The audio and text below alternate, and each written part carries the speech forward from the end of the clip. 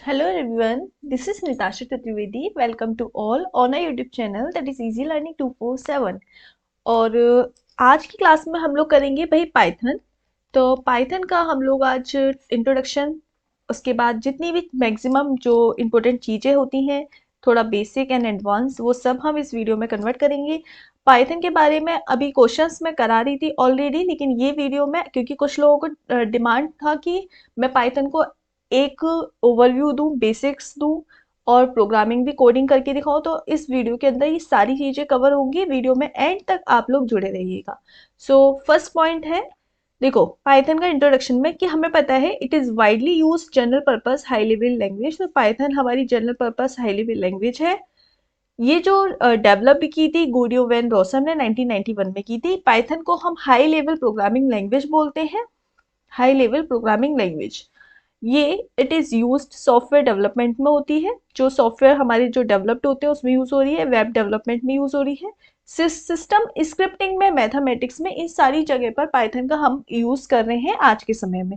तो पाइथन एक ऐसी लैंग्वेज है जो प्रेजेंट टाइम में सबसे ज़्यादा यूज़ होने वाली लैंग्वेज में से एक है।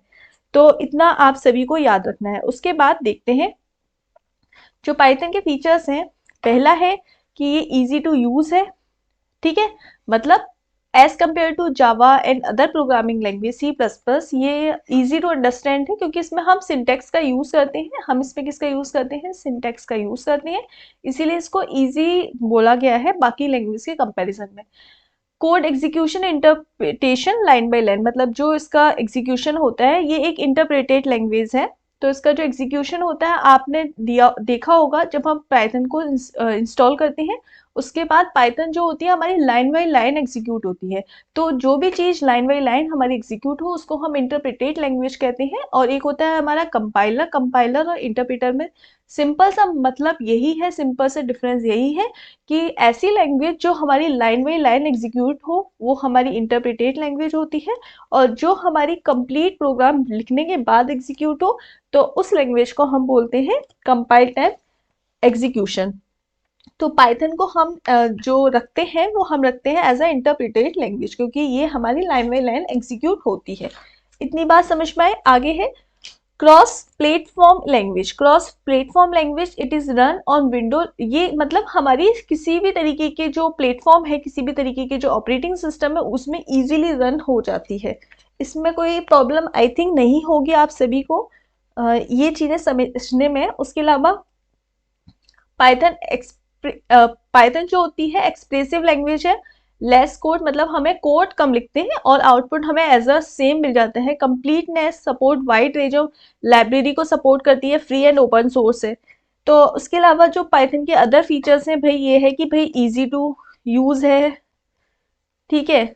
उसके अलावा हम बोल सकते हैं कि ये पोर्टेबल है। पोर्टेबल का मतलब है कि ये हार्डवेयर जो हमारे प्लेटफॉर्म होते हैं, ऐसा नहीं है कि लैपटॉप में रन हो रही है मोबाइल में रन नहीं हो रही है, ऐसा भी नहीं है। GUI programming, graphical user GUI programming based है। तो जीयूआई जितने भी यूजर ग्राफिकल यूजर इंटरफेस है उन सब में सपोर्ट कर रही है, ओपन सोर्स है, एक्सपेंडेबल है, ये सारी चीजें इसके अंतर्गत आती हैं, ठीक है। अब shortcoming in of Python, lesser library, मतलब इसमें क्या नया नई चीज़ें आई हैं, क्या नया इंक्लूड हुआ है कि भाई लाइब्रेरी सिलेक्ट है। जैसे अगर बात की जाए जावा, डॉट नेट और सी प्लस प्लस की कंपैरिजन में, कि तो इसकी लाइब्रेरी छोटी है। Slow language as the interpreted language, it is execute program slowly. तो भाई इसमें ये है कि देखो इसमें मतलब एक तरह से डिसएडवांटेज बोल सकते हैं कि इसकी लाइब्रेरी छोटी है। कुछ चीज़ें जो हम जावा में कर सकते हैं वो पाइथन में नहीं कर सकते। ये स्लो लैंग्वेज है। अगर एग्जीक्यूशन की बात करा जाए तो जावा और सी प्लस प्लस और डॉट नेट के कंपैरिजन में इसका एग्जीक्यूशन थोड़ा लेट होता है। वीक टाइप बाइंडिंग, तो it is not pin point two use the single variable for different type data type, मतलब हम एक ही वेरिएबल डिफरेंट डेटा टाइप के लिए इसमें यूज नहीं कर सकते। एक तरह से ये इसकी एक डिसएडवांटेज हो गई। अब सबसे पहले इंस्टॉलिंग क्या करते हैं, देखो पाइथन को इंस्टॉल 2 स्टेप्स है इंस्टॉलिंग की। डाउनलोड करो पाइथन को, पाइथन इंस्टॉलेशन प्रोसेस हो जाएगी। मैंने यहाँ पे इंस्टॉलेशन कंप्लीट दिखाया हुआ है। उसके बाद देखो आपको सबसे पहले आप जाओगे अपने कंप्यूटर लैपटॉप में, तो वहां पर आप लिखोगे ये वाली साइट http देखो मैं इसको जूम करके दिखा दे रही हूँ।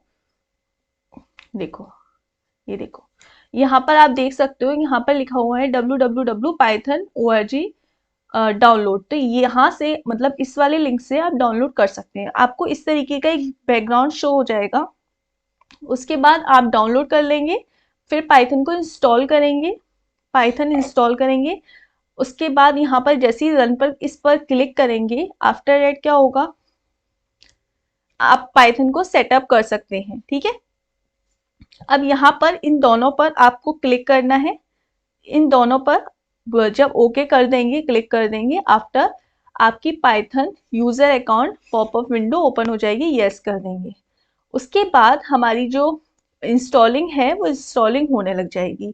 आफ्टर दैट जब इंस्टॉलिंग हो जाएगी, इंस्टॉलिंग सक्सेसफुल हमारी पाइथन हो जाएगी। ठीक है, अब उसके बाद पाइथन के जो प्रोग्राम राइट करते हैं उसमें दो तरीके के मोड होते हैं। आपसे क्वेश्चन एग्जाम में पूछा जा सकता है कि पाइथन को टाइप कितने तरीके से किया जा सकता है। पाइथन को एक होता है इंटरेक्टिव मोड, एक होता है स्क्रिप्ट मोड। तो पाइथन प्रोग्रामिंग को राइट करने के दो मोड होते हैं, इंटरेक्टिव मोड। इंटरेक्टिव मतलब जहां पर हम लोगों को, जैसे हम लोग जब प्रिंट टाइप कर रहे हैं तो हमें एक इंटरेक्टिव फीचर मिल रहा है, तो उसका कलर अलग मिल रहा है। ये कलर तो मतलब हमें इंटरेक्टिव विंडो मिल रही है, एक स्क्रिप्टिंग मोड मिल रहा है। तो पाइथन को टाइप करने के दो तरीके होते हैं, अभी मैं वो भी करके दिखाऊंगी। ठीक है, उसके बाद how to work in Python.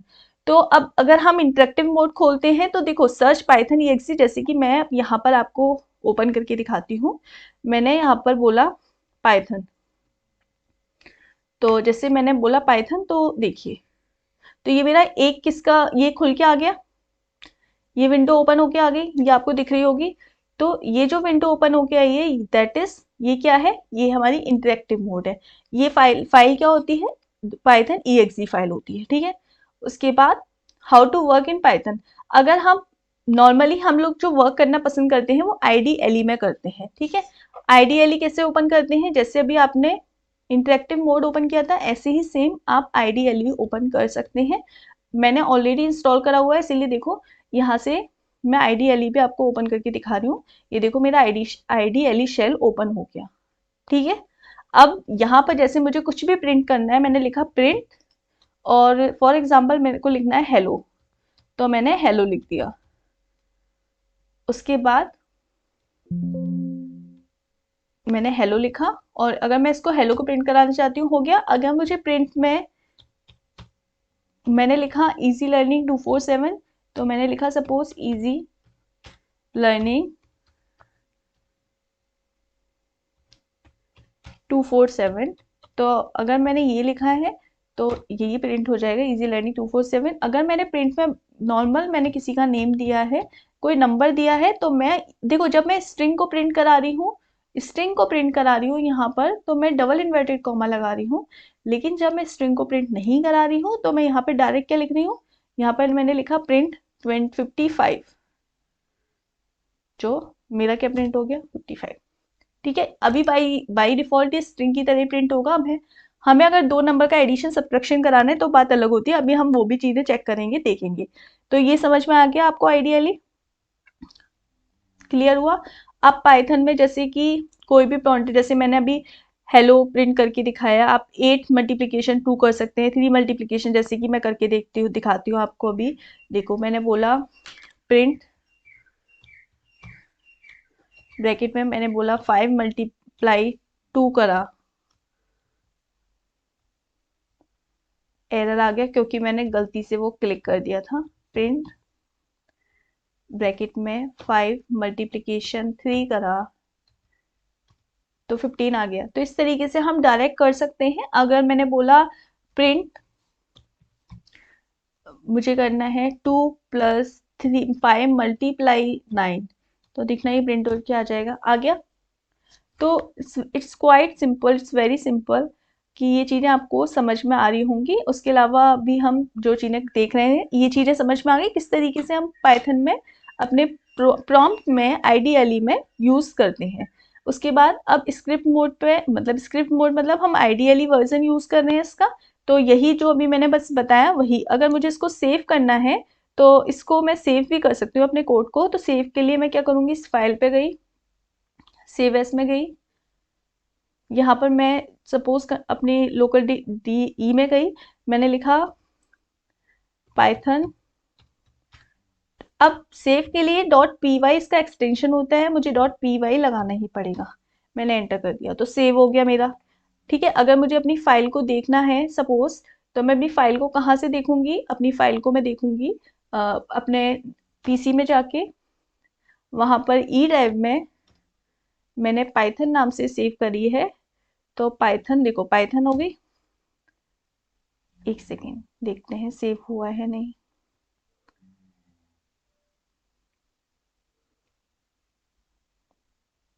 देखो ये रहा, ऊपर एक और फाइल पाइथन की बनी थी इसीलिए।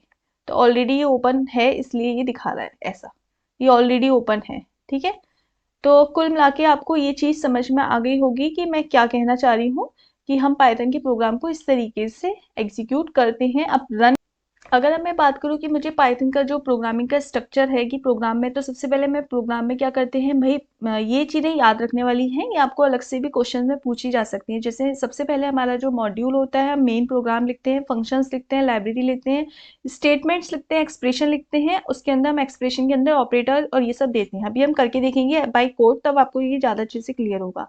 तो अब देखो पाइथन में जो करेक्टर सेट होते हैं, पाइथन जो हम प्रेजेंटली यूज़ कर रहे हैं, वो हम प्रेजेंटली जो वर्जन पाइथन का यूज़ कर रहे हैं वो हम इसमें चेक कर सकते हैं कि अभी हम जो वर्जन यूज़ कर रहे हैं वो 3.11.1 कर रहे हैं, ये लेटेस्ट वर्जन है पाइथन का। ठीक है, इसके अलावा जो आप वर्जन यूज़ कर रहे होंगे वो पाइथन का वर्जन कहलाता है। ठीक है, अब देखो जो पाइथन में, पाइथन 3.0 वाज रिलीज्ड इन 2008, 2008 में आई थी। although this version is supports to backward incompleteness, तो ये वर्जन इनकम्प्लीटेंस था। तो उसके बाद पाइथन का जो कम्प्लीटेंस वर्जन आया दैट इज 2.7।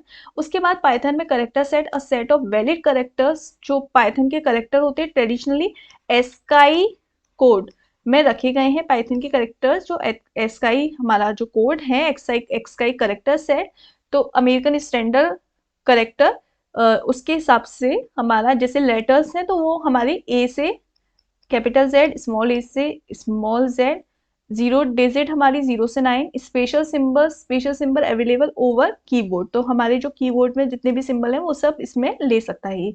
अब white spaces, black space, tab, carriage return, new line के लिए ये मतलब ये भी लेता है, अदर इनकरेक्ट यूनिकोड। उसके बाद अब देखो फॉर एग्जाम्पल इन्होंने बोला कि जो वेर केयर है, वेर 1 है उसमें हमने कंप्यूटर साइंस लिखा, वेर 2 में हमने इंफॉर्मेटिक्स प्रैक्टिसेस लिखा और प्रिंट करा दिया वेर 1 और वेर 2 को, तो आउटपुट आ गया। तो जैसे कि अभी मैं आपको यहाँ पर प्रिंट करा के दिखाती हूँ कुछ, जैसे मैंने लिखा वेर 1 इज इक्वल्स टू, मतलब मेरा कहने का मतलब ये है जैसे कि इन्होंने प्रिंट कराया, तो सिमिलरली मैं अपने में भी प्रिंट करा सकती हूँ। मैंने बोला वेर 1 में मैंने प्रिंट करा दिया, मान के चलो मैंने लिख दिया हेलो सिंपल। ठीक है, अब वेर 2 में मैंने लिख दिया var 2 is equals to word. ठीक है, अब मैं यहाँ पे प्रिंट कराना चाहती हूँ एक साथ दोनों को, तो मैंने लिखा प्रिंट में वेर 1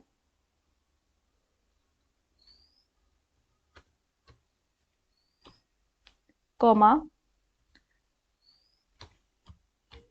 वेर 2।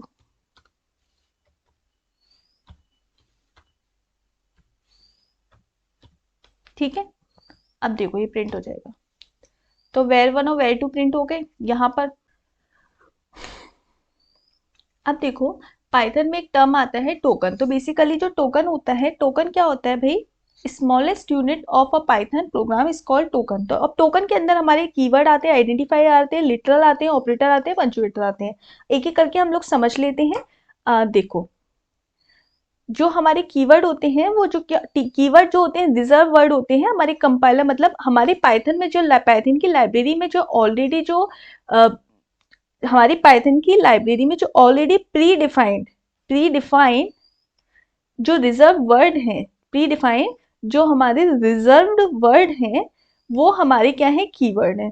जैसे कि and, EXE, not, as, finally, or, assert, for, pass, break, from, print, class global raise continue if return definition के लिए DEF, इम्पोर्ट ट्राई डिलीट के लिए DEL, in while elif is with as lambda yield except. उसके अलावा कुछ इस function कुछ और कीवर्ड हैं जैसे कि फॉल्स, ट्रू, नन। तो एक चीज याद रखना, जो कीवर्ड होते हैं पाइथन के, जितने भी कीवर्ड हैं वो होते हैं हमारे लोअर केस में। किस में होते हैं? लोअर केस में, एक्सेप्ट 1, 2, 3। फॉल्स का जब भी फॉल्स आएगा तो उसका पहला जो लेटर है वो कैपिटल से बनेगा, फॉल्स। ट्रू का पहला लेटर कैपिटल से बनेगा और नन का पहला लेटर कैपिटल से बनेगा। ये जो 3 कीवर्ड हैं ये हमारे कैपिटल से स्टार्ट होते हैं, यानी अपर केस से स्टार्ट होते हैं। बाकी के जितने भी कीवर्ड्स हैं पाइथन की लाइब्रेरी में वो सारे के सारे कीवर्ड लोअर केस से स्टार्ट होते हैं। ठीक है, तो जो पाइथन में जो रिजर्व वर्ड है वो हमारे क्या है? रिजर्व वर्ड जो पाइथन की लाइब्रेरी में ऑलरेडी इंस्टॉल है, ऑलरेडी अवेलेबल है, वो हमारे कीवर्ड कहलाते हैं। अब बात आती है आइडेंटिफायर क्या होते हैं। तो आइडेंटिफायर बेसिकली क्या होते हैं? Identifier is a name use to identify variable, function, class, module and other object, जो हम खुद आइडेंटिफाई करते हैं। अब ये हमारे आइडेंटिफायर ए से जेड हो सकते हैं, ए टू जेड स्मॉल में हो सकते हैं, अंडरस्कोर फॉलोड कर सकता है और 0 to 9 हो सकते हैं। बट अब आपको यहाँ पर कुछ चीजें याद रखनी है। कुछ चीजें कैसे याद रखनी है कि अब यहाँ पे कुछ रूल होता है आइडेंटिफायर का। रूल क्या होता है वो रूल याद रखो। रूल ये है कि जो हमारा आइडेंटिफायर होगा वो उसमें जो फर्स्ट वाला लेटर होगा वो हमारा ओनली अल्फाबेट हो सकता है, ओनली डिजिट हो सकती है। फर्स्ट वाला लेटर नहीं, मतलब हमारा जो आइडेंटिफायर है वो ओनली अल्फाबेट हो सकता है, डिजिट हो सकती है और स्पेशल सिंबल में ओनली अंडरस्कोर ले सकता है। दूसरी चीज, identifier can not start digit, यानी डिजिट हमारा आइडेंटिफायर 1 एज तो नहीं, हमारा आइडेंटिफायर 1 और मैं बोल देती हूँ सपोज कुछ भी लिख देती हूँ, मैं लिख देती हूँ ABC। तो हमारा आइडेंटिफायर ये नहीं हो सकता, लेकिन हमारा आइडेंटिफायर ABC 1 हो सकता है। बात समझ में आई? हमारा आइडेंटिफायर 1 ABC नहीं हो सकता, पर हमारा आइडेंटिफायर ABC 1 हो सकता है, यानी जो हमारी डिजिट है वो स्टार्टिंग फर्स्ट नंबर पर नहीं आएगी, फर्स्ट इंडेक्स पे नहीं आएगी। दूसरी चीज क्या है, जो upper case and lower case है वो are distinct because Python is case sensitive language. अब हम पाइथन को यहाँ पर क्या बोलते हैं? Python is a case sensitive language. Case sensitive, अब यहाँ पे बहुत लोगों को कंफ्यूज है क्योंकि बहुत सारी बुक में इसका, बहुत सारी वेबसाइट पे ये लोगों को कंफ्यूज कर रखा है। इवन अगर आप इन डिटेल चीज़ों को ज़्यादा पढ़ लेंगे तो आप खुद भी कंफ्यूज होंगे। बट आपको एग्जाम के ओरिएंटेड होकर अगर टिक लगाना है तो यही लगाना है कि पाइथन एक केस सेंसिटिव लैंग्वेज है, लेकिन यहाँ पर भी कुछ एक्सेप्शन होते हैं, यानी कुछ आइडेंटिफायर, कुछ कीवर्ड्स ऐसे हैं जो केस सेंसिटिव का रूल फॉलो नहीं करते, तो उस कंडीशन में पाइथन एक केस सेंसिटिव लैंग्वेज नहीं है। लेकिन एग्जाम में अगर आपको पूछा जाए तो एग्जाम में आपको एक्सेप्शन ध्यान नहीं रखने। एग्जाम में आप बोलोगे कि पाइथन एक केस सेंसिटिव लैंग्वेज है, लेकिन ये जो चीज वैलिड है ये 95% वैलिड है, 5% ये चीज वैलिड नहीं है। आप अपनी नॉलेज के लिए ये याद रख सकते हो, लेकिन एग्जाम में आपको क्योंकि क्वेश्चन सही टिक करना है तो आप जब एग्जाम में पूछा जाएगा तब आप ये लगाएंगे कि पाइथन एक केस सेंसिटिव लैंग्वेज है। Is it okay? अब आपका शायद कंफ्यूजन दूर हो गया होगा कि एक्सेप्शंस होते हैं पाइथन के अंदर, कि वहां पर पाइथन केस सेंसिटिव का रूल फॉलो नहीं करती, लेकिन इन जनरल आपको पाइथन को केस सेंसिटिव लैंग्वेज की तरह ट्रीट करना है। ठीक है, इज इट ओके? अब जो रोल नंबर है, roll number are different identifiers. जैसे कि पाइथन में मतलब हम लोग क्या करेंगे, पाइथन को जो अपर केस और लोअर केस है वो डिस्टिंक्ट होते हैं, मतलब केस सेंसिटिव लैंग्वेज में जैसे इस वाले रोल नंबर को और इस वाले रोल नंबर को ये एज अ अलग ट्रीट करेगा। क्योंकि अगर आपने ये लिखा है, ये वाला रोल नंबर लिखा है तो अलग ट्रीट करेगा। ऐसा नहीं करेंगे कि आप ऊपर तो वैल्यू पास करा रहे हैं ये वाली और नीचे आप लिख रहे हैं ये, तो आप चाहे इसको ये कॉल कर दे तो ये इसको बिल्कुल कॉल नहीं करेगा, क्योंकि इसको ये एज अ अलग आइडेंटिफायर की तरह ट्रीट करेगा। अब यही बात जो मैंने अभी बोली है कि पाइथन में क्या क्या होना चाहिए, जो स्पेशल करेक्टर है भाई, कभी भी स्टार्टिंग में स्पेशल करेक्टर नहीं होना चाहिए। याद रखिएगा पाइथन में हम लोग, पाइथन में पहली चीज अल्फाबेट हमारे स्मॉल या capital A to Z, small वाले अल्फाबेट और हमारे नंबर आ सकते हैं, लेकिन जो नंबर है वो कभी भी बीच में नहीं है, स्टार्टिंग के लेटर में नहीं आएंगे। जैसे कि आपने लिखा है राम, तो आप 1 राम नहीं लिख सकते, आप राम 1 लिख सकते हो, ठीक है। और दो आइडेंटिफायर हम लोग अगर कॉल करनी है तो सेम ही लगेंगे, जैसे मैंने लिखा नंबर और मैंने लिखा नंबर, तो दोनों को ये अलग तरीके से ट्रीट करेगा, ठीक है। और स्पेशल सिंबल जो होता है वो सिर्फ एज अ अंडरस्कोर ही ट्रीट करता है, बाकी स्पेशल सिंबल ये यूज नहीं करता है। क्लियर? अगला देखते हैं। अगला आता है भाई लिटरल। लिटरल क्या होते हैं?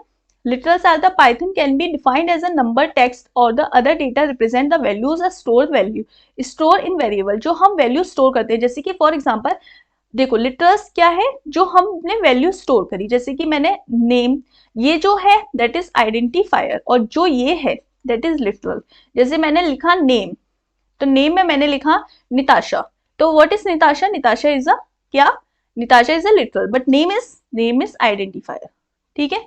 अब लिटरल जैसे एज है, तो एज क्या है? बेसिकली एज हमारी क्या है? एज हमारा आइडेंटिफायर है और ये हमारा लिटरल है, समझ में आया। हाइट है, तो हाइट क्या है? हमारी आइडेंटिफायर है, 6.2 क्या है? लिटरल है, ठीक है। जो हम वैल्यू देते हैं वो हमारा लिटरल है, मतलब जो हम आइडेंटिफायर के अंदर जो अपनी वैल्यू पास कराते हैं, जो हम नंबर, टेक्स्ट, डेटा, जो हम डेटा, नंबर, टेक्स्ट, जो कुछ भी हम पास कराते हैं अपने वैल्यू में, वैल्यूज जो पास कराई जाती हैं वो हम लिटरल्स के अंदर ट्रीट करते हैं। अब लिटरल में कुछ लिटरल्स हमारे होते हैं, जैसे कि डबल, जो डबल बैक स्लैश आएगा उसको हम पाइथन में as a single backslash से शो करेंगे, यानी डबल बैक स्लैश होता है, लेकिन पाइथन में वो सिंगल बैक स्लैश की तरह ट्रीट किया जाएगा। सिंगल क्वाट हम नॉर्मली इस तरीके से लिखते हैं, लेकिन पाइथन में वो इस तरीके से ट्रीट होगा। मतलब कहने का मतलब क्या है कि जब हम लोग देखो, नॉर्मली बैक स्लैश को हम ऐसे लिखते हैं, पाइथन में ऐसे ट्रीट होगा। सिंगल क्वाट्स को हम लोग नॉर्मली ऐसे लिख देते हैं, सिंगल क्वाट, पाइथन में ये होगा। हम लोग डबल क्वाट्स को ऐसे लिखते हैं, पाइथन में अगर डबल क्वाट्स का मतलब दिखाना है तो हमें ये लगाना पड़ेगा।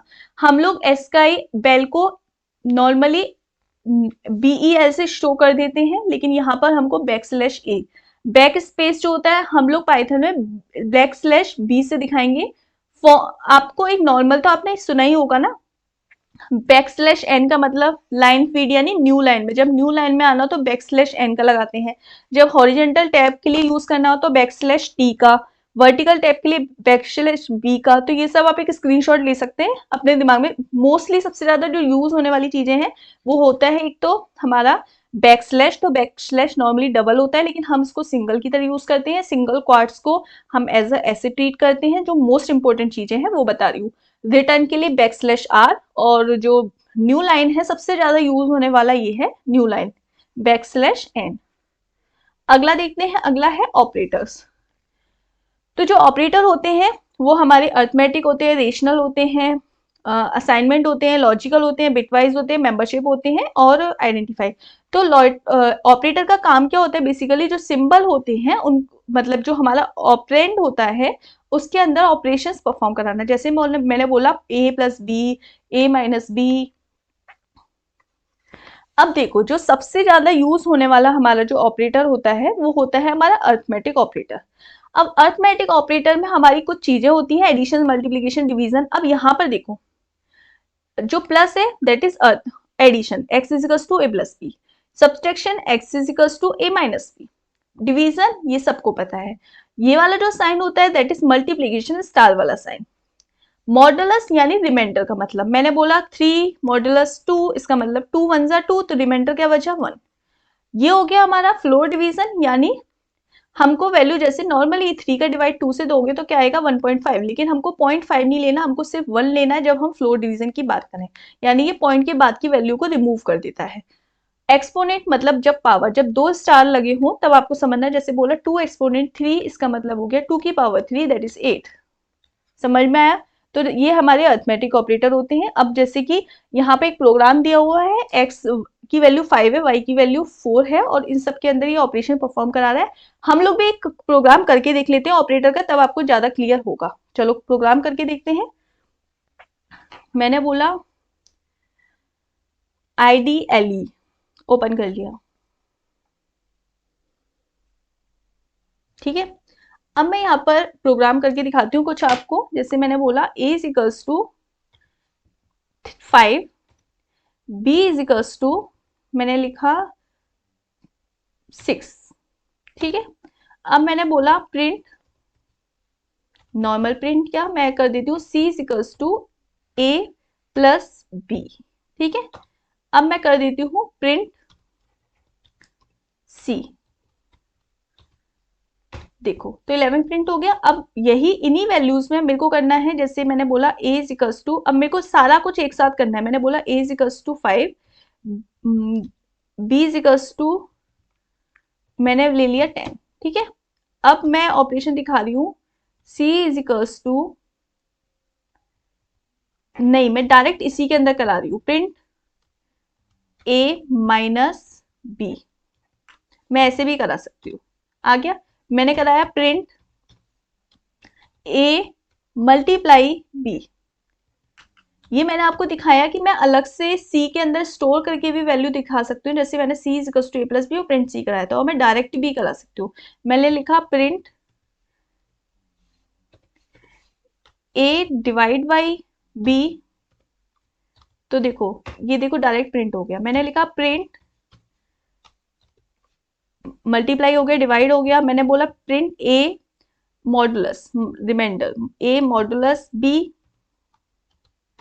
देखो ठीक है। मतलब हम 5 का अगर 6 में रिमाइंडर निकालना चाहे, अभी मैंने वैल्यू क्या दी थी 5 और 10 की, तो रिमाइंडर हमारा आ जाएगा 5, ठीक है। अब प्रिंट मुझे क्या करना है, फ्लोर डिवीजन, तो a फ्लोर डिवीजन के लिए 2 डिवाइड वाले साइन, और देखो 0 आ गया फ्लोर डिवीजन। अब हम जैसे पावर को पावर बनाना चाहें, प्रिंट a 2 वाले स्टार का साइन b, तो एक्सपोनेंशियल शो हो जाएगा यहाँ पे, देखो ये आ गया 5 की पावर 10, इतना हो गया, 5 10 बार मल्टीप्लाई हो गई, आ गया, ठीक है। तो ये हमारे नॉर्मली अरिथमेटिक ऑपरेटर हो गए, ये आपको अभी क्लियर हो गए होंगे। क्लियर, ये चीजें समझ में आई होंगी आपके कि अरिथमेटिक ऑपरेटर, बस यहाँ पर भी उसने यही किया है। अब देखो जैसे मुझे अरिथमेटिक ऑपरेटर के अलावा भी जो है दूसरा ऑपरेटर, बाकी बाकी सब में वही वाली बात बोल रहा है। अब दूसरा ऑपरेटर है रिलेशनल ऑपरेटर, यहाँ या फिर इसको हम कंपैरिजन ऑपरेटर भी बोलते हैं। इसमें इक्वल टू होता है नॉट इक्वल, नॉट इक्वल के लिए मैं ये साइन यूज करती हूँ, ग्रेटर देन के लिए ये, greater than equal, lesser than equal और लेसर देन इक्वल। तो यानी अगर मैं बोलूँ a is equals to b, a is less than equal to b और a is greater than b, यानी फॉर एग्जांपल a की जगह 5 है और b की जगह भी 5 है, तो क्या 5 5 के बराबर है, तो कंडीशन सही है तो ट्रू प्रिंट करेगा। इस तरीके से ये इसको प्रिंट करता है। अब यहाँ पर ये बस वही जो प्रिंट करा रहा है, जैसे कि अभी मैं आपको प्रिंट करा के भी दिखा सकती हूँ नॉर्मल, देखिए जैसे देखो यहाँ पर इसने बोला x की वैल्यू 101 है, y की वैल्यू 121 है। अब वो प्रिंट करा रहा है कि x is greater than b is comma x is greater then y। तो ये बोल रहा है x क्या y से बड़ा है, या x is less greater than y। तो ये ट्रू फॉल्स में प्रिंट करा रहा है, ठीक है। तो नॉर्मल मैं भी करा सकती हूँ प्रिंट, जैसे मैंने लिखा प्रिंट, हमारी वैल्यू हमने a भी मानी थी तो a भी ले लेंगे, जो भी आप मानना चाहो, जरूरी नहीं है आप x y लो a भी लो, आप अपनी साइड से कुछ भी मान सकते हो। मैंने नॉर्मल कराया, देखो फॉल्स। वहां पर अभी आपको आउटपुट में ये भी शो हो रहा था कि ये बोल रहा है आउटपुट में x is greater then is, तो मेरे को अगर ये भी प्रिंट कराना है तो मैं ये भी करा सकती हूँ। कैसे कराएंगे, देखो देखो मैंने लिखा प्रिंट a, स्ट्रिंग के अंदर लिख देंगे a is less then b is, मैं ये वाली लाइन प्रिंट करानी है कॉमा, और मुझे क्या प्रिंट कराना है, a इज लेसर देन का साइन b, ठीक है।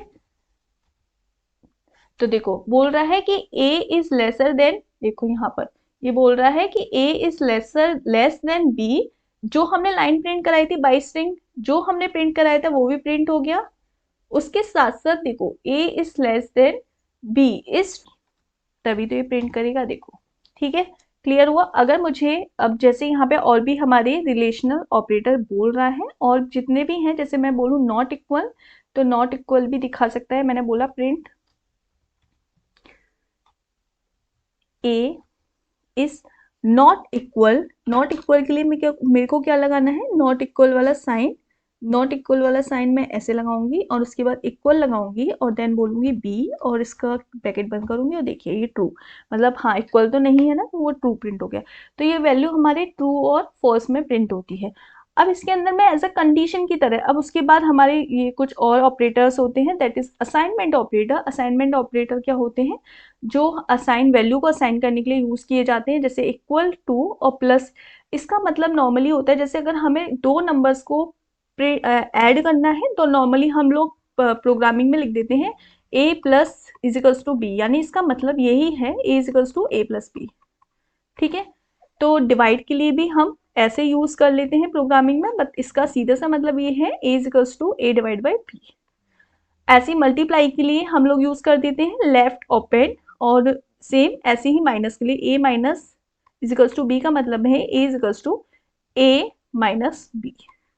ठीक है, ऐसी मॉडुलस के लिए हम लोग ये सारे ऑपरेटर्स का यूज करते हैं। लॉजिकल ऑपरेटर में क्या होता है, नॉर्मली हम एंड और नॉट, ये सारे जो ऑपरेटर होते हैं वो हम लॉजिकल ऑपरेटर में यूज करते हैं, लेकिन लॉजिकल ऑपरेटर के लिए हमें कंडीशन स्टेटमेंट की जरूरत होती है, वो हमारी इज इफ और एल्स कंडीशन होती है। उससे पहले जब हम लोग पहले यही कर रहे हैं तो ऑपरेटर जस्ट समझ लेते हैं, उसके बाद सारे प्रोग्राम कर लेंगे। उसके बाद मेंबरशिप ऑपरेटर होते हैं। मेंबरशिप में होता है इन और नॉट इन, यानी ये हमारी वैल्यू ट्रू और फॉल्स में रिटर्न करता है कि अगर हमारी जैसे ए कोई भी लिस्ट है, तो मैंने बोला कि जैसे 10 12 14 16, अब मैंने बोला ए इन, और मैंने ए की वैल्यू दिया है ए इज टू 12 दिया, तो मैं बोलूँ ए इन लिस्ट, तो क्या 12 इस लिस्ट में अगर है तो ट्रू प्रिंट कर देगा, नहीं तो वो फॉल्स प्रिंट कर देगा। तो यहाँ से हम एज अ मेंबरशिप ऑपरेटर का यूज करते हैं। अब आते हैं आइडेंटिटी ऑपरेटर। आइडेंटिटी ऑपरेटर का यूज हम बेसिकली जो स्ट्रिंग्स वगैरह होती है वहां पर हम यूज करते हैं। तो हम इसमें इज और इज नॉट का यूज करते हैं। जैसे कि बोला ए इज बी, क्या ए बी है, तो ए जैसे ए और बी है हमारी, जैसे दो स्ट्रिंग है, जैसे यहाँ पे मैंने समझाने की कोशिश भी की है, जैसे एक जापान है एक इंडिया है। तो जो इंडिया, अब जो स्ट्रिंग है वो बोल रहा है कि जो इसका नाम स्ट्रिंग वन है और स्ट्रिंग टू, मतलब दोनों ही हमारे इंडिया में है, तो स्ट्रिंग वन भी इंडिया है स्ट्रिंग टू भी है, तो बोलेंगे स्ट्रिंग वन क्या स्ट्रिंग टू में है तो ट्रू, और string one is string two तो ट्रू। और बोला इसको मैंने स्ट्रिंग वन मान लिया, इसको मैंने स्ट्रिंग टू मान लिया, अब क्या बोलेगा कि ये वाला वैल्यू इसके अंदर है तो बोलेगा फॉल्स, तो फॉल्स से ट्रू में हमारी बस वैल्यू उसको लेता है। अब हमारा ऑपरेटर प्रेसिडेंस क्या होता है, कि यही वाली बात है, जैसे ये वाला साइन होता है ये हम पावर के लिए यूज करते हैं, ये वाला जब साइन आता है तो ये हम यूज करते हैं यूनिरी प्लस यूनिरी माइनस, मतलब कॉम्प्लीमेंट के लिए यूज करते हैं, कि जहाँ प्लस है यानी जो वैल्यू अगर जीरो है तो वन हो जाए, वन है तो जीरो हो जाए, ट्रू है तो फॉल्स हो जाए, फॉल्स है तो ट्रू हो जाए। ये वाला साइन मल्टीप्लाई के लिए यूज करते हैं, ये डिवाइड के लिए, फ्लोर डिवीजन के लिए यूज करते हैं, ये वाला साइन प्लस के लिए, एडिशन के लिए, सब्ट्रैक्शन के लिए, ये हमारी राइट शिफ्ट होता है, ये हमारा लेफ्ट शिफ्ट होता है, ये हमारी एंड होता है। ठीक है, ये हमारा बिटवाइज एंड होता है। उसके अलावा ये वाला बिटवाइज एक्सक्लूसिव, एक्सक्लूसिव के लिए यूज करते हैं। ये कंपैरिजन ऑपरेटर है, greater than less than equal to, ये हमारे इक्वलिटी ऑपरेटर है। ये सारे हम is not, membership operator in in and not, ये पंचुएटर अब आते हैं, कुछ टर्म आते हैं, इसका स्क्रीनशॉट ले लो चाहो तो, कि ये single quartz, double quartz, hash, ये वाला टर्म हम किसके लिए यूज करते हैं, कमेंट के लिए यूज करते हैं। ठीक है, ये देखो ये प्लस इज इक्वल टू, ये सब हम एज अ पंचुएटर की तरह यूज करते हैं, एट द रेट, ये सब हम पंचुएटर की तरह पाइथन में यूज करते हैं। ठीक है, अब देखो, अब ये वेरिएबल आ गए। देखो हाँ, ये मोस्ट इंपॉर्टेंट चीज, पाइथन में वेरिएबल होते हैं दो तरीके के, लोकल वेरिएबल और ग्लोबल वेरिएबल। अगर डेफिनेशन के अंदर है, जैसे मैंने लिखा DEF और मैंने बोला x, और यहाँ पे मैंने y इक्वल्स टू मैंने लिख दिया 10 और प्रिंट करा दिया y को, और अब मैं इस डेफिनेशन वाले इसको प्रिंट कॉल कर रही हूँ, x को मैंने कॉल किया और यहाँ पे मैंने प्रिंट करा दिया और इस x को या फिर इस y को। तो नॉर्मली यहाँ पर क्या बात होती है, डेफिनेशन के अगर अंदर मैंने कोई भी वेरिएबल लिया है तो वो सारे हमारे किसके अंदर आ गए, लोकल के अंदर। और डेफिनेशन से पहले ले लिया, जैसे मैंने यहाँ पर मैं x की वैल्यू 8 ले लूँ, तो ये हमारा जो वेरिएबल ट्रीट होगा वो एज अ ग्लोबल की तरह ट्रीट होगा। यानी डेफिनेशन से बाहर जो भी होता है, जो भी वेरिएबल लिए जाते हैं वो हमारे ग्लोबल होते हैं, यानी ग्लोबली ट्रीट किए जाते हैं, और उसको हम बाहर से ट्रीट करते हैं। और वेरिएबल के अंदर है तो वो एज अ लोकल की तरह ट्रीट किए जाते हैं। ठीक है, अभी हम लोग ये सारी चीजें करेंगे धीरे धीरे। ये सब जैसे इनपुट आउटपुट अब हमें प्रिंट कराना है, हेलो इंडिया अभी मैंने प्रिंट कराया था।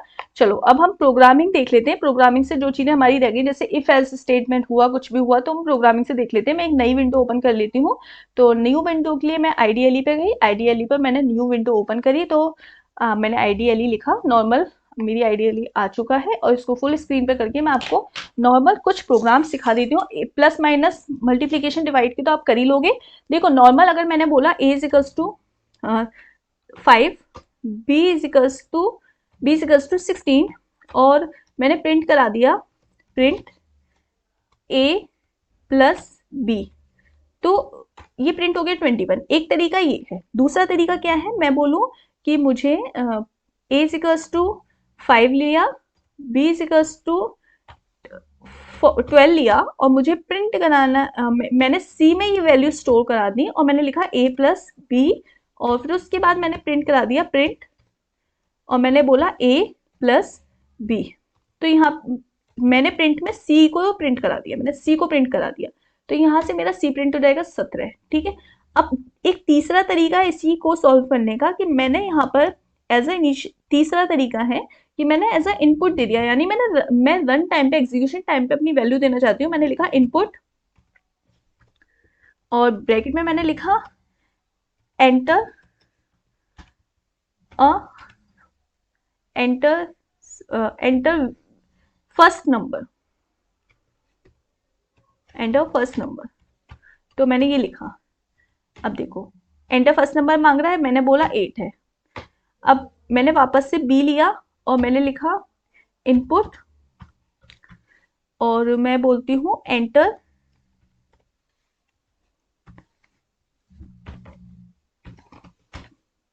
Enter a second number.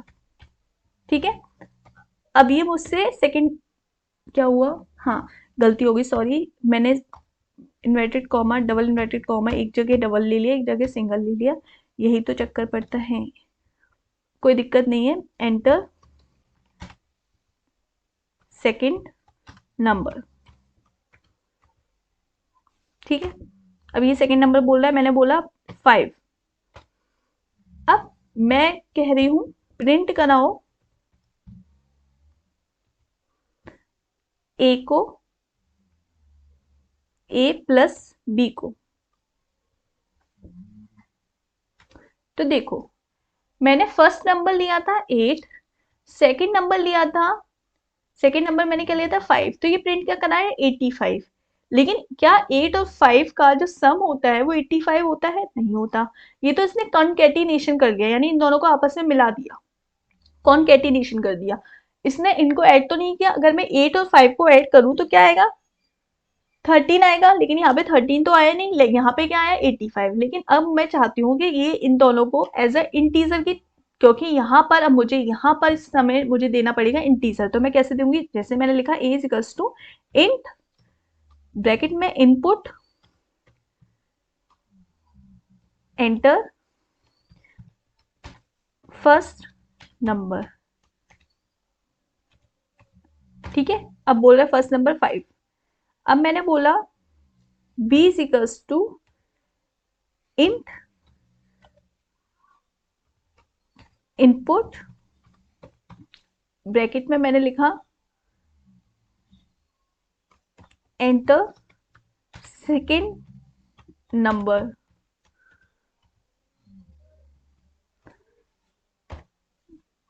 तो मुझसे सेकेंड नंबर मांग रहा है,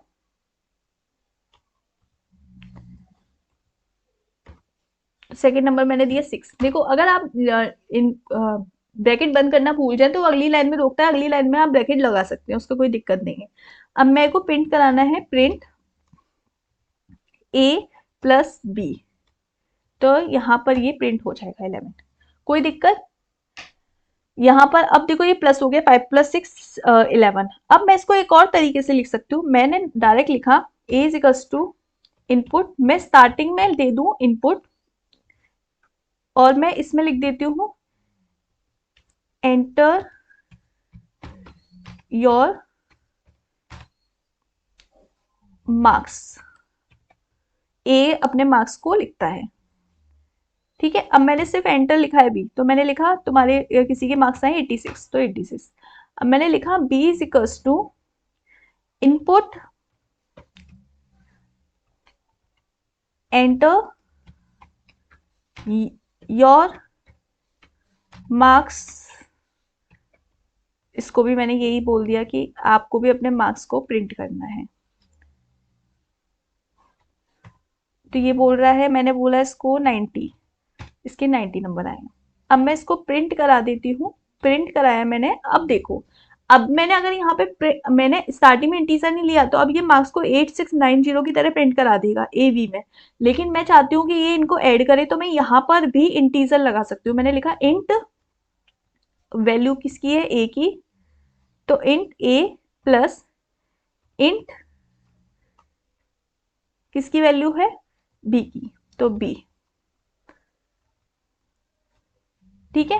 अब देखो 176, 90 प्लस 86 इक्वल्स टू 176, ये ऐड हो चुका है। मैं यहाँ पर भी इंट लगा सकती हूँ, इसमें कोई गलत नहीं है। सिमिलरली आप plus minus addition subtraction floor division सारे करके देख सकते हैं। ये हो गए हमारे अरिथमेटिक ऑपरेटर की बात। अब मेरे को कुछ भी अलग सिखाने से पहले मैं आपको सबसे पहले एक इंपॉर्टेंट चीज बता देती हूँ, इफ एल्स स्टेटमेंट। जो इफ और एल्स स्टेटमेंट होता है उसको हम सिलेक्शन स्टेटमेंट भी बोलते हैं। सिलेक्शन यानी अब हमें सेलेक्ट करना है कि फॉर एग्जाम्पल मैंने बोला a इज इक्वल्स टू 6 है, b इज इक्वल्स टू 5 है, और मुझे ये देखना है दोनों में से कौन बड़ा है। तो मैं सपोज प्रिंट करा देती हूँ x is equals to x, या मैं नॉर्मली प्रिंट करा देती हूँ इफ, और इफ के अंदर मैंने लिखा x is greater then y, यदि x y से ग्रेटर हो, x is greater then y, और मैं इसके बाद सेमी कॉलन लगाऊंगी, एंटर किया, तो ये प्रिंट करा दे x इज ग्रेटर, ठीक है। अदरवाइज मैं चाहती हूं अगर ये कंडीशन सच ना हो तो ये y को प्रिंट करा दे, एल्स, एल्स किसको प्रिंट करा दे, else semicolon enter, print करा दे y इज,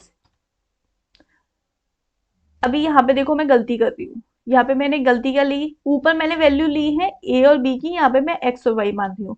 मैं लिखूंगी a is greater then y, या मैं लिख देती हूँ a is less then y, चलो डायरेक्ट लेस का ही समझो, a is less then y, a is less then b। मुझे पता नहीं x y और a b इतना क्यों सोच रही हूँ मैं, आपको मैंने ऊपर जो वैल्यू इनिशियलाइज की है वही वैल्यू माननी है, ठीक है। मैंने लिखा a if a is less then b, तो प्रिंट करा दे, जब a लेस देन b हो तो प्रिंट करा दे b is greater, b is greater. Otherwise ये प्रिंट करा दे, अदरवाइज ये क्या प्रिंट करा दे, अदरवाइज ये प्रिंट करा दे एल्स, अदरवाइज ये क्या प्रिंट करा दे कि हमारा a बड़ा है, तो एल्स लिया, एल्स में मैंने लिखा एल्स सेमीकोलन, प्रिंट करा दे b a इज ग्रेटर,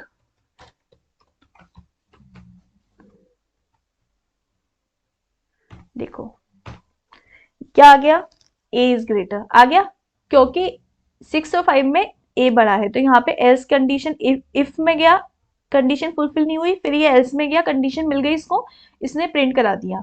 अब अगर मैं चाहूं तो यहाँ पर मैं एक कंडीशन और होती है इज और करके दिखाती हूँ, इफ एल्स और एल इफ करके, ठीक है। तो मैंने फॉर एग्जाम्पल माना a is equals to 16, b is equals to 12, ठीक है। अब मैं बोलती हूँ इफ एल्स और elif a is lesser than b हो अगर, तो ये प्रिंट सेमी कॉलन नहीं लगाया, a इक्वल्स टू हो 5, b इक्वल्स टू हो 16, और उसके बाद if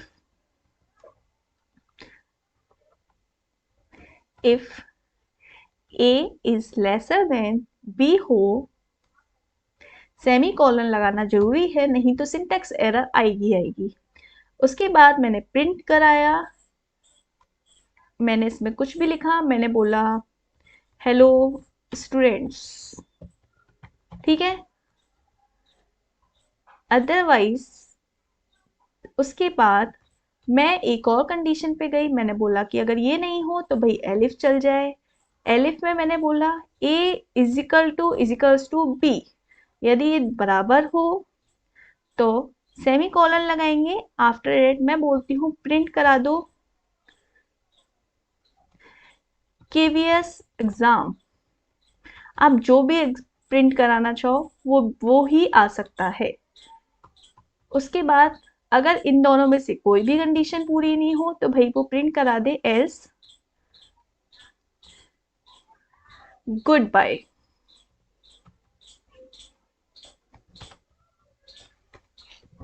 ठीक है, अब देखते हैं क्या आता है।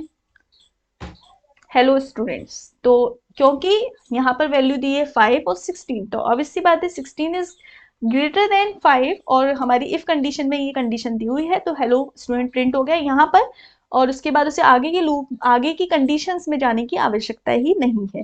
तो आई होप आपको इफ एल्स कंडीशन अच्छे से, इफ एल्स स्टेटमेंट अच्छे से क्लियर हुई होगी।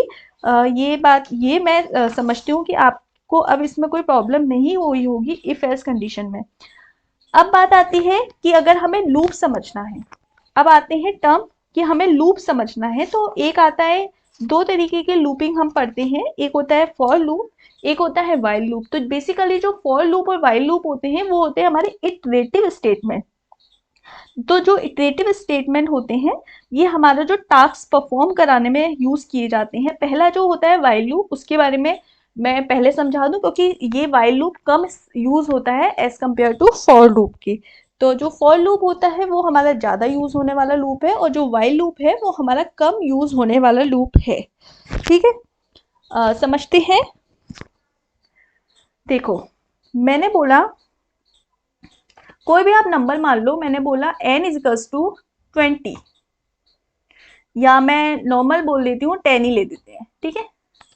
इजिकल टू लगाया, n इजिकल टू 10, मैंने n को 10 माना, और उसके बाद यहाँ पे आप एंटर द कोई भी नंबर भी कर सकते हो जो आप रन टाइम पे दोगे। मैंने n को 10 माना, मैंने प्रिंट करा दिया, प्रिंट, और मैं इस n को ही प्रिंट कराना है मुझे। लेकिन अभी देखिए, अब अभी रुकिए, अभी क्या क्यों रुकने की बोल रही हूँ, अब मैं यहाँ पर एक लूप दे रही हूँ जो n को ही फॉलो करेगा। सम इजिकल टू 0, यानी सम में जो भी वैल्यू हो वो 0 टाइम्स तक प्रिंट हो। अब उसके बाद बोल रही हूँ मैं i को, इनिशियलाइज वैल्यू को मैंने 1 माना, मतलब जब तक सम 0 नहीं हो जाए तब तक वो प्रिंट होगा, इनिशियलाइज वैल्यू मैंने i मानी है। अब मैं वाइल लूप चलाती हूँ, वाइल, और वाइल लूप में मैंने बोला जो हमारी इनिशियलाइज वैल्यू, यहाँ पे जरूरी नहीं है हम आई देंगे, आप A B C D X Y Z जो चाहे वो दे सकते हो, मैंने आई ले लिया क्योंकि इनिशियलाइज वैल्यू आई से फाइंड करना, आई से समझना इजी होता है। अब मैंने बोला कि आई की value lesser than equal to है, भाई आई की value lesser than equal to है किसके, एन की, कि जब तक आई की वैल्यू लेसर देन और इक्वल टू एन ना आ जाए तब तक ये हमारा लूप चलेगा, मतलब 10 तक आनी चाहिए, कि या तो 10 आ जाए या 10 से कम आ जाए तब तक ये प्रिंट होगा। जैसे 11वीं आएगी तब फिर ये प्रिंट नहीं होगा। उसके बाद मैं यहाँ पे बोलती हूँ कि सम, और सम की वैल्यू मैं क्या कर देती हूँ, सम प्लस 1, सम प्लस आई कर दिया। सपोज मैंने सम की वैल्यू सम प्लस आई कर दिया, आई की वैल्यू को मैं कैसे आगे बढ़ा रही हूँ, तो आई इज इक्वल टू मैंने कर दिया आई प्लस 1, ठीक है। अब मैं बोल देती हूँ प्रिंट कराना है मुझे, प्रिंट कराना है मुझे इस सम को। बात समझो, मैंने क्या लिया, सबसे पहले एन की कोई मतलब नंबर ले लिया 10 तक, कि मुझे उसको 10 तक प्रिंट कराना है, 10 तक लूपिंग में 10 तक चलाना है। इनिशियलाइज वैल्यू मैंने 1 से ली है कि 1 से 10 तक चलेगा, बात समझ में आई। और इसकी value sum is equals to 0। Initialize में जो हमारा सम है, सम को भी तो स्टोर कराना है। इनिशियल में सम की वैल्यू 0 है, अभी हमारा जो सम है वो 0 है। जो आई है इनिशियलाइज वैल्यू वो 1 है, और कब तक चलना है, ये 10 तक। तो अब सबसे पहले यहां जाएगा क्या, 1 is lesser than equal to N, N का मतलब 10 है सही है कंडीशन। तो हमारी जो सम है, सम में वैल्यू 1 प्लस आई की वैल्यू 1 + 1 इंक्रीज हो जाएगी। अब देखो हम अगर मैं इसको प्रिंट कराऊं तो क्या हो जाएगा, देखो तो प्रिंट हो गया 1 3 6 10 15 21 28 36 45, और ये हमारी वैल्यू प्रिंट हो चुकी है। समझ में आया। लेकिन इसमें क्या यहाँ पे हमारे जो नंबर हैं, मैंने ये बेसिकली बनाया किस लिए था, सम ऑफ 10 नेचुरल नंबर, लेकिन प्रिंट क्या हुए हैं हमारा, हाँ सम प्रिंट हुआ है 55 तक का। मतलब पहले इसमें प्रिंट क्या हुआ है कि फर्स्ट वैल्यू हमारी 1 है, तो 1 + 1 इज टू 2, और 2 इसमें जाएगा सम में, आई अब 2 जाएगा तो 2 + 1 इज 3, फिर सम 3 3, तो सम प्रिंट हो जाएगा। मतलब हमारी वैल्यू जब तक 10 टाइम्स तक ये प्रिंट ही होती रहेगी। ठीक है, तो ये हो गया वाइल लूप में हम इस तरीके से डिफाइन करते हैं। अगर मुझे ये फॉर लूप बनाना होता तो मैं लिखती n is equals to, starting में कोई भी वैल्यू मानो, मैंने 10 मान ली इसी में भी, और अब मैं चाहती हूँ कि मैं स्टार्टिंग के या फिर मैं फॉर लूप को भी इसी तरीके से दिखाना चाहती हूँ कि मुझे फॉर लूप में भी यही चीज है, मुझे फॉर लूप में प्रिंट करानी है। तो मैं क्या कराऊंगी, तो मैंने बोला प्रिंट कर दे एन को, ये सेम है, दोनों तरीके से हम कर सकते हैं, फॉर से या वाइल से। सम इज इक्वल्स टू, मैंने अभी तो ये तो सेम ही है, स्टार्टिंग में सम की वैल्यू 0 है, आई की वैल्यू हमारी क्या है 1 है। अब मैं यहाँ पे जैसे लिखती हूँ ना वाइल लूप में i is less than equal to, ऐसे ही मैंने फॉर लूप में, फॉर का सिंटेक्स होता है फॉर, जो भी हम यहाँ पे इनिशियलाइज वैल्यू ले रहे हैं, आई इन रेंज, और कहां से कहां तक चलाना है। जैसे हमने वहां पे बोला भाई हमें 10 तक laser than equal greater than equal ये लेते हैं, लेकिन फॉर का सिंटेक्स क्या है, हम यहाँ पे लेते हैं रेंज, यहाँ पे रेंज डिसाइड करते हैं। जैसे मैंने स्टार्टिंग में 1 से चलाया, कब तक कि ये n+1 तक चले, कि मतलब n की वैल्यू क्या है 10, तो जैसे ही 10 के बाद 11वीं हाई, तो ये अपने आप ये स्टॉप हो जाएगा। और मैंने सम इज इक्वल्स टू लिया, sum is equals to sum plus i, ठीक है, बाकी सब सेम है, सिंटेक्स चेंज हो गया, i is equals to i is equal to i+1, ठीक है, और मैं प्रिंट करा देती हूं n को। तो देखो मेरा ये क्या प्रिंट हो गया 10 10 10, तो ये मेरा 10 नंबर कितनी बार प्रिंट हो गया है 10 बार, 1 2 3 4 5 6 7 8 9 10 10 बार। और यहाँ पे सेम प्रोग्रामिंग से क्या प्रिंट हुआ मेरा 10, ये सब इनका एडिशन प्रिंट हो गया। तो लिखा दोनों का कोड सेम था, लेकिन दोनों में कितना डिफरेंस आ गया देख रहे हैं। तो मतलब अगर मुझे इसको इस तरीके से प्रिंट कराना है तो मुझे यहाँ पे क्या है वैल्यू को चेंज करना पड़ेगा, और यहाँ पे मुझे sum is equals to sum plus I, I is equals to i+1, और सम आगे मुझे कुछ और भी ऐड करना पड़ेगा। तो बात समझ में आई आपके। अब जैसे कि फॉर एग्जांपल मुझे मैं कुछ और प्रोग्राम बना के आपको दिखाती हूँ, अभी आपका कंफ्यूजन भी दूर करती हूँ। मैंने बोला कि मुझे 1 से 10 तक के नेचुरल नंबर्स को प्रिंट कराना है। मैंने स्टार्टिंग में बोला आई इज इक्वल्स टू 1 ले लिया, मैंने इनिशियलाइज वैल्यू 1 ले ली, मतलब ये एज इट इज 10 बार इसने प्रिंट करा लिया क्योंकि मैंने 10 माना। मैंने आई इज इक्वल्स टू 1 लिखा है, तो आपको लग रहा है ये 1 बार प्रिंट करेगा, नहीं, मैंने अब रेंज डिसाइड कर ली अपनी 5 वो फॉर आई, फॉर एक second, for I in range, और ब्रैकेट में मैंने लिखा 1 10 + 1 और सेमी कॉलन। उसके बाद मैंने करा दिया प्रिंट आई, आई को प्रिंट करा दिया। अब देखो स्टार्टिंग से मैं चाहती हूँ 1 से लेकर 10 नेचुरल नंबर तक प्रिंट हो जाए, तो प्रिंट मैंने किसको करा दिया आई को। प्रिंट हो गए 1 से 10 तक, यानी मैंने 1 से 10 तक के सारे नेचुरल नंबर को प्रिंट करा दिया। इस तरीके से आप फॉर और वाइल लूप का यूज कर सकते हैं। अभी जैसे कि मुझे फॉर लूप में अगर मैं कुछ और प्रोग्राम बना के दिखाना चाहूँ तो मैं कुछ और भी प्रोग्राम बना के आपको दिखा सकती हूँ कि आप कुछ और तरीके से भी फॉर और वाइल लूप का यूज कर सकते हैं। ठीक है, एग्जाम्पल के तौर पर मैं एक और करके दिखाती हूँ आपको। जैसे कि मैंने माना कि हमारी जो वैल्यू है ये 2-2 करके छोड़कर आए, तो मैंने लिखा सिंपल तरीका, फॉर तो बहुत ही ज्यादा सिंपल है। मैंने बोला कि मानो ए मान लिया, मैंने स्टार्टिंग में अब ए मान लिया, ए इज इक्वल्स टू, मैंने बोला कि ए इज इक्वल्स टू 2 है, और फॉर ए इन रेंज, अभी तक मैं आई ले रही थी, अब मैंने ए लेके एक लेके दिखाया, ए इन रेंज, आपका कंफ्यूजन भी दूर हो जाएगा। इनिशियलाइज वैल्यू क्या है, 2 है, कॉमा, कहां तक प्रिंट कराना है मुझे, 20 तक प्रिंट कराना है, तो 20 प्लस 2, क्यों, क्योंकि मैं अब यहाँ पर 2-2 का गैप लेने वाली हूँ, कॉमा प्लस 2 यानी 2-2 का गैप है। 22 का मतलब ये 20 तक प्रिंट हो, अगर मैं यहाँ पर 20 लिख देती तो ये 18 तक प्रिंट होता, यानी मुझे 22, ये लूप 22 तक चलेगा, लेकिन 22 से पहले वाला प्रिंट होगा। जैसे कि एग्जांपल के तौर पर अभी दिखाते हैं, वेट करिए, सबर करिए, सबर, प्रिंट ए, देखो अब यहाँ पे जो वैल्यू प्रिंट होगी वो होगी 2 4, 2 की टेबल प्रिंट हो जाएगी, सिंपल, देखो 2 4 6 8 10 12 14 18 20 प्रिंट हो गया। यानी अगर मैं यहाँ पर जो वैल्यू होती है वो एंड वाली वैल्यू होती है, अगर मैं यहाँ पर 20 ले लेती तो ये प्रिंट होता हमारा 18 टाइम्स तक। कहाँ तक प्रिंट होता है, 18 टाइम्स तक। तो आई होप आपको ये अच्छे से अब समझ में आ गया होगा कि हमारा फॉर लूप, वाइल लूप कैसे प्रिंट होता है। इसमें हम लोग और भी तरीके के प्रोग्राम्स करके देख सकते हैं। मेरा टाइम था कि मैं आपको बेसिक चीजें समझाऊं, बाकी हम कोडिंग तो अपने क्वेश्चंस में भी कर रहे थे, जो बेसिक पाइथन का इंट्रोडक्शन था वो मैंने आज करा दिया है। उसके अलावा बाकी की चीजें भी हम करते रहेंगे ऐसे ही। वीडियो अच्छा लगा है तो वीडियो को लाइक करें, ज्यादा से ज्यादा शेयर करें, चैनल को सब्सक्राइब करना ना भूलें। थैंक यू वेरी मच, मिलते हैं नेक्स्ट क्लास में।